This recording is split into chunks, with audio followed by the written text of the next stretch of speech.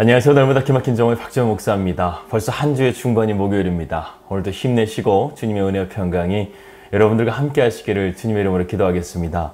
우리는 이제 에베소서의 말씀에 종착역에 도착했습니다. 이제 오늘과 내일이면 우리는 에베소서의 말씀을 마치게 되고 이 다음 주부터 빌립보서의 말씀을 함께 나누도록 하겠습니다. 이 에베소서라는 것은 바울의 복음의 핵심 요약이라고 할 수 있습니다. 그래서 그는 감옥에서 지금 이 서신을 쓰고 있는데요.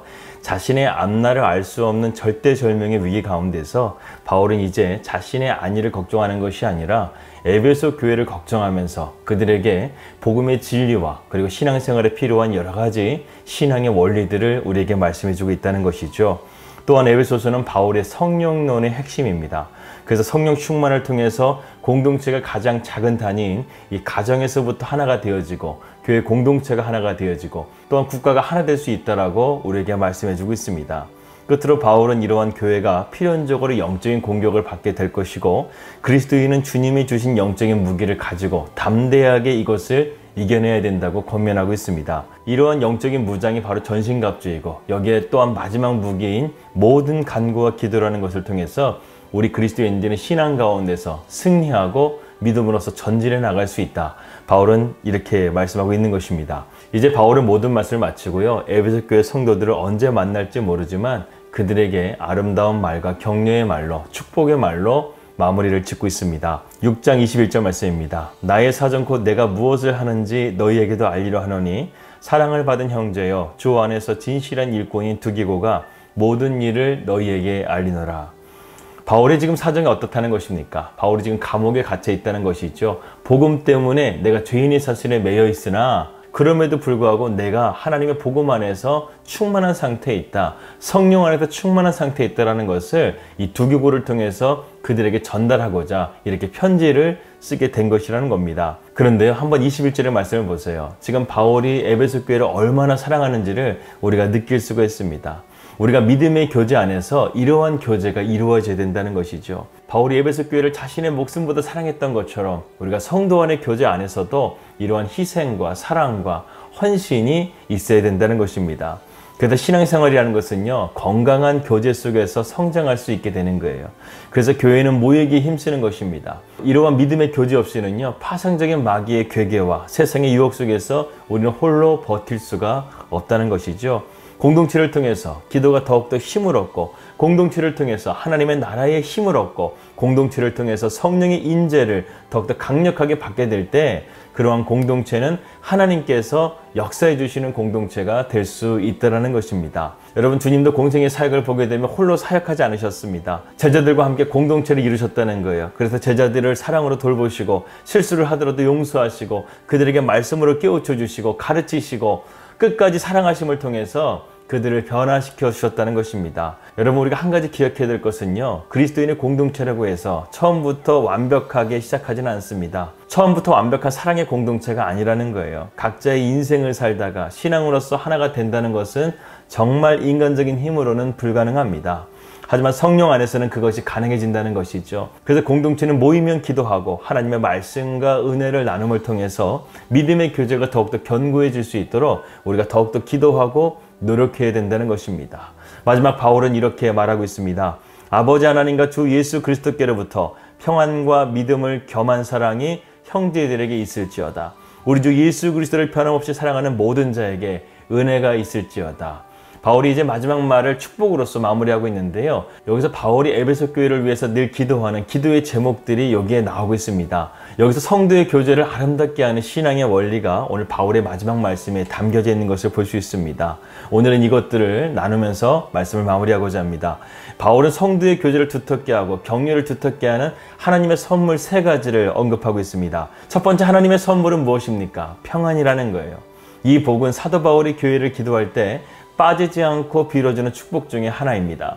그리스도인들이 되게 되면 제일 먼저 바뀌는 것이 있는데 그것은 바로 무엇이냐면 인사가 바뀌기 시작해요. 세상 사람들은 인사를 할 때 안녕하세요, 잘 지내지요 이렇게 인사하지만 교회를 다니는 사람에게는요, 또 한 가지의 인사가 추가됩니다. 그것은 무엇이냐면 바로 평안의 인사라는 거예요. 사실 이러한 배경에는 역사적인 배경이 있습니다. 하나님의 백성인 이스라엘 백성들이 가나안 땅에 들어가서 우상을 섬기고 죄악을 저지르는 바람에 하나님은 그들을 포로가 되게 하시고 수수년 동안 그들은 나라 잃은 자들처럼 살아야만 했습니다. 우리가 잘 알고 있는 이스라엘이라는 나라는요, 국가로 된 지 거의 100년도 안 됐어요. 그들은 역사 속에서 수많은 박해와 핍박을 받아야만 했습니다. 2차 세계대전 당시에는 독일의 히틀러가 아예 유대인들을 멸종시키려고 아이슈비츠 감옥까지 만들어서 그들을 학살하기도 했었습니다. 이러한 그들에게 가장 강렬한 열망이 바로 평안이었던 것이죠. 그래서 이스라엘 백성들의 첫째 인사가 바로 여호와 샬롬이었습니다. 하나님의 평안이 당신과 함께하기를 바란다는 것이죠. 왜냐하면 하나님만이 진정한 평안을 주실 수 있기 때문에 그렇습니다. 지금 세계에는 적이 없는 전쟁을 치르고 있어요. 그것은 바로 자연과의 전쟁입니다. 그런데 자연을 지금 누가 다스리고 있습니까? 바로 하나님이시죠. 그동안 하나님은 인간들에게 참으로 좋은 환경을 주셨습니다. 하지만 인간은 그것을 함부로 하고 자신들의 욕심과 탐욕으로 마구 황폐화시켰죠. 결국 자연이 더 이상 이것을 받아주지 않는 것 같습니다.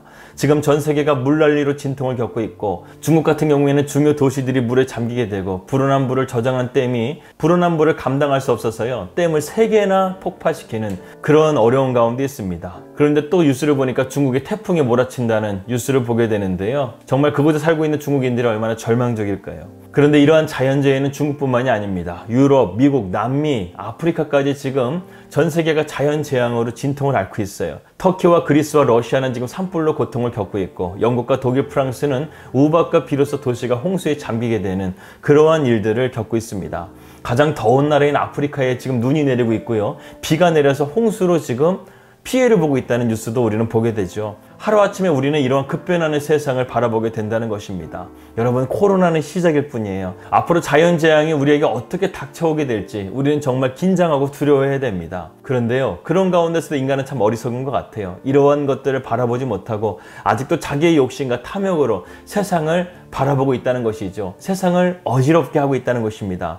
그러므로 세상으로서는요, 도저히 평안을 찾을 답이 없다는 거예요. 오직 하나님이 함께 하셔야만 우리에게 이런 참된 평안이 있을 수 있다는 것입니다. 우리가 주 안에 있을 때, 하나님 안에 있을 때 우리에게는 참된 평안이 있는 것입니다. 23절의 말씀을 다시 한번 보게 되면요, 우리 안의 평안은 오직 아버지 하나님과 주 예수 그리스도로부터 온다고 바울은 지금 말씀하고 있습니다. 우리가 이 말씀을 붙듦을 통해서 우리 안에 참된 평안이 저와 여러분들에게 함께 하시기를 주님의 이름으로 기도합니다. 두 번째로 바울은 믿음을 겸한 사랑에 대해서 말씀하고 있습니다. 여기서 믿음을 향한 사랑이라는 것은요, 나를 죄로부터 구원해 주신 예수 그리스도를 믿는 우리 성도들이 이러한 구원의 은혜를 주신 하나님의 사랑에 반응하며 나아가는 그러한 사랑을 말하는 것입니다. 사도 바울이 볼 때 성도에게 가장 필요한 것은요, 천사의 방언도 아니에요. 모든 병을 고치는 신유의 은사도 아니었습니다. 가장 복된 성도는요, 그 마음에 원수라도 도저히 사랑하지 않고는 견딜 수 없는 가슴 절절한 주님에 대한 사랑이 있는 사람이라는 거예요. 예수 그리스도의 구속의 은혜가 그만큼 자신을 이러한 사랑으로 몰아칠 만큼 나를 사로잡아 주시는 그런 사랑이 되기를 바울은 에베소 교회 성도들을 향해서 기도하고 있다는 것입니다. 그리고 마지막 세 번째로 바울이 기도한 것은 그들에게 은혜가 충만하기를 기도하고 있습니다. 일마다 때마다 도우시는 하나님의 은혜가 여러분들과 함께 하시기를 기도합니다. 죄인을 포기하지 않고 끝까지 책임져 주시는 하나님의 보호하심과 지키심이 여러분들과 함께 하시기를 기도합니다. 바울은 에베소 교회 성도들을 향해서 이런 하나님의 은혜가 그들에게 충만하기를 지금 기도하고 있다는 것이죠. 바울은 지금 감옥에 갇혀 있습니다. 투옥 생활이 결코 쉽지 않았을 것입니다. 그런데 그럼에도 불구하고요, 자신의 처지가 이러함에도 불구하고 에베소 교회 성도들에게 이러한 축복을 줄 수 있는 그런 마음의 넉넉함, 이기는 자의 믿음, 이런 승리의 믿음을 가지고 있었다는 것이죠. 여러분, 바울에게는 이미 이러한 평안과 믿음으로 겸손한 사랑과 하나님의 은혜가 충만했다는 거예요. 자기 안에 충만하기 때문에 비록 자신은 감옥에 있다 할지라도 이러한 하나님의 충만한 은혜를 에베소 교회 성도들에게 나누어 줄 수 있는 이런 마음의 넉넉함, 그런 것들이 있었다는 것이죠. 여러분, 바울이 이러한 하나님의 성령으로 충만한 상태가 될 수 있었던 것은 바로 그가 그리스도 안에 있었기 때문에, 하나님 안에 있었기 때문에 가능했더라는 것입니다. 그리고 바울과 에베소 교회 성도들과의 관계 속에서 주님이 역사해 주시고 그들 안에 하나님의 사랑이 충만하게 부어져서 이러한 진실한 사랑과 은혜를 나눌 수 있는 너무나 아름답고 은혜로운 관계가 될 수 있었다는 것을 우리는 지금 보고 있는 것이죠. 사랑하는 여러분, 저는 이곳 뉴질랜드에 있지만 이 날마다 기막힌 정오를 통해서 여러분들에게 이러한 평안과 하나님의 사랑과 하나님의 은혜가 넘치시기를 기도합니다. 우리가 함께 서로 이런 기도의 동역자가 되어져서 함께 기도하며 나아갈 수 있다고 한다면 먼저 그의 나라와 그의 일을 구하라. 그러면 이 모든 것을 너에게 더해 주시겠다. 이런 하나님의 넘치는 은혜가 저와 여러분들에게 함께 할 줄을 믿습니다. 그러므로 여러분 염려하지 마십시오. 무엇을 먹을까, 무엇을 마실까, 무엇을 입을까 염려하지 마십시오. 하늘에 계신 아버지께서 우리에게 다 필요한 것이 무엇인지를 다 알고 계십니다. 그러므로 우리는 더 큰 하나님의 비전을 바라보면서 나아가는 것입니다. 우리 그리스도인들은요, 비전의 사람이에요. 어떤 비전을 가지고 나아가는가? 하나님의 나라를 바라보며 나아가는 자들입니다. 우리가 이러한 비전을 꿈꾸면서 먼저 그의 나라와 그의 일을 구하는 우리 사랑하는 날마다 기막힌 정원 식구들 되시기를 주님의 이름으로 기도합니다. 그럴 때 여러분들에게 평안이 있을 것입니다. 여러분들의 믿음과 사랑이 충만할 것입니다. 하나님의 은혜로 충만한 삶이 되어져서 여러분들의 삶이 담대한 삶이 될 줄을 믿습니다. 오늘도 그러한 삶으로 승리하는 우리 날마다 기막힌 정원 식구들 되시기를 주님의 이름으로 기도합니다. 기도하겠습니다. 하나님 아버지 감사합니다. 오늘도 우리에게 하나님의 평안과 주님의 사랑과 은혜가 넘치는 삶이 될 수 있도록 인도하여 주시옵소서.